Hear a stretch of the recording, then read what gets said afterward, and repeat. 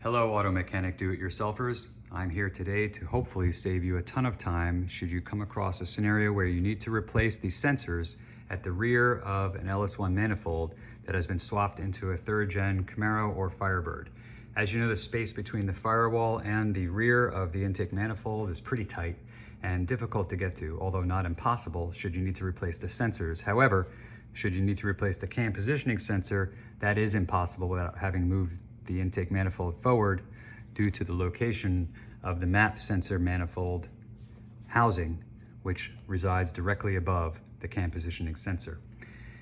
Of the videos I've reviewed online, they all outline a long and tedious 40-minute process where you need to remove the fuel lines, the fuel rail, the fuel injectors, all the respective harnesses, vacuum tubing, etc., and completely disassemble and remove your intake manifold. What I'm going to show you is a much simpler, quick, and easy method to remove your manifold, to access those sensors should you need to replace them.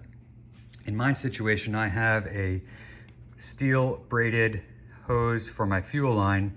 If you have a similar configuration, you do not need to disconnect the fuel line. If you have a rigid fuel line, I would absolutely recommend removing that after you bleed the fuel rail with this valve located here.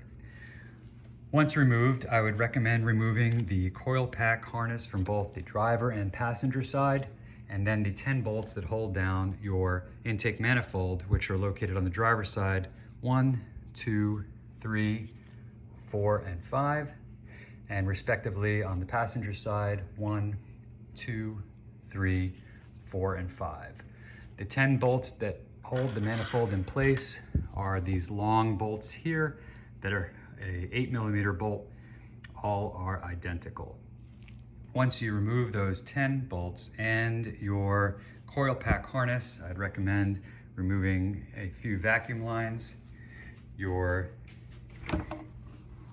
air tube intake to your throttle body, the PCV hose that is held in place on your intake manifold simply with 2 clips located here and here. Also, you must disconnect the harness to your map sensor, cam position sensor, and oil pressure sensor, and then you're free to go. Once you do that, you can safely lift up and out your intake manifold and suspend it in place with some sort of stand.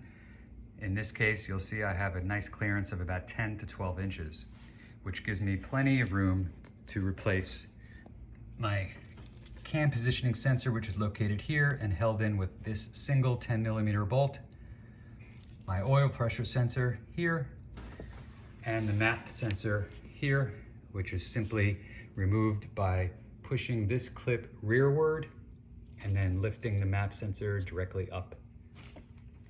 Should you need to replace your knock sensors, they're located just beneath the intake manifold, both here, and again, given easy access with this process. Once you lift the intake manifold, please do protect the cylinders by placing a cloth within each of the ports, or a piece of tape works as well. To clean the block, I would simply recommend using a brake parts cleaner or engine cleaner or carb cleaner, spraying a cloth, and then cleaning your block accordingly. While you have it out, I would also recommend removing the intake manifold gaskets by using a prying tool such as this, and replacing all 8 before replacing your intake manifold. Once complete, you'll replace the 10 bolts. I would recommend a little Loctite on the threads, and please follow your manufacturer's specifications for torque sequence and torque. You'll note that it is a 2-pass sequence where you will torque in a specific sequence all 10 and then go back and do it again. I hope this helps everybody save a ton of time should you have to replace your LS1 sensors. Happy wrenching.